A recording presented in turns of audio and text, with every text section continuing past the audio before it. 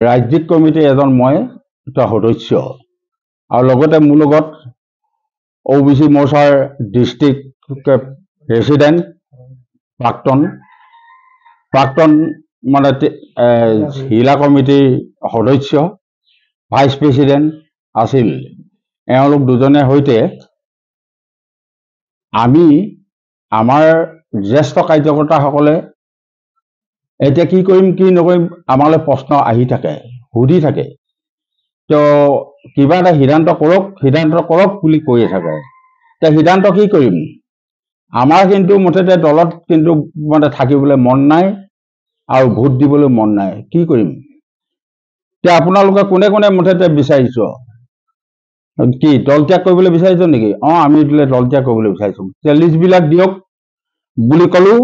তেওঁলোকে আমালৈ লিষ্ট পঠিয়াই থাকিলে। এই এখন দুখনকৈ 7-8খন লিষ্ট ইতিমধ্যে আমাৰ হাতত মুঠতে পৰিলেহি। এই 7খন লিষ্টত ইতিমধ্যে প্ৰায় 400তকৈ কিছু সংখ্যা বেছি 450 ওচৰা-ওচৰি সদস্যই আমি যে দল ত্যাগ কৰিবলৈ বিচাৰিছো শদিয়া সমষ্টিৰ পৰা, এই কথাটো তেওঁলোকে লিখিতভাৱে দিয়া কাগজে পত্ৰই মতে প্ৰমাণ কৰে। তেওঁলোকৰ মূল উদ্দেশ্য আৰু লক্ষ্য কি?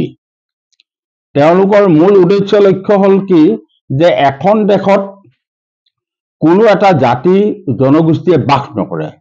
গতিকেলৈ তেওঁলোকে কৈ আছে বা আমি ক'বলৈ বিচাৰিছো যে যিখন দেশত ধৰ্মীয় ইস্যু লৈ পেলাই কোনো ৰাজনীতি কৰে সেইখন দেশ ভুল মানুহৰ দ্বাৰা পৰিচালিত হয়। আচ্ছা, ভুল মানুহৰ দ্বাৰা পৰিচালিত দিল্লীৰ পৰা দিছপুৰলৈকে ভুল মানুহৰ দ্বাৰাই এয়া আমাৰ পৰিচালিত হৈ আছে। আৰু তাৰ ফলত কি হৈছে? গণতন্ত্ৰ শেষ হৈছে। গণতন্ত্ৰ ৰক্ষা কৰিবৰ বাবে এই মানুহখিনি ওলাই আহিবলৈ বিচাৰিছে বিজেপি দলৰ পৰা।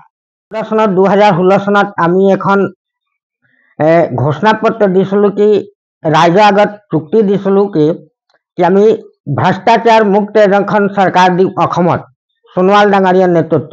লেকিন আজি মই দেখিছোঁ কি অসমত ভ্ৰষ্টাচাৰযুক্ত চৰকাৰ চলি আছে হিমন্ত বিশ্ব শৰ্মাৰ নেতৃত্ব। যাৰ পত্নী 10 কৰোड़ লোন লৈছে কৃষি নামত। সেই মুখ্যমন্ত্ৰী কৈছিলে যেতিয়া লোন বস্তুটো প্ৰমাণ হৈ গ'লে মই ৰিজাইন দি দিম। লেকিন যেতিয়া তাত তথ্য ধৰা পৰিলে পাৰ্লিয়ামেণ্টৰ ভিতৰত, যেতিয়া এজন অসমৰে এজন সাংসদ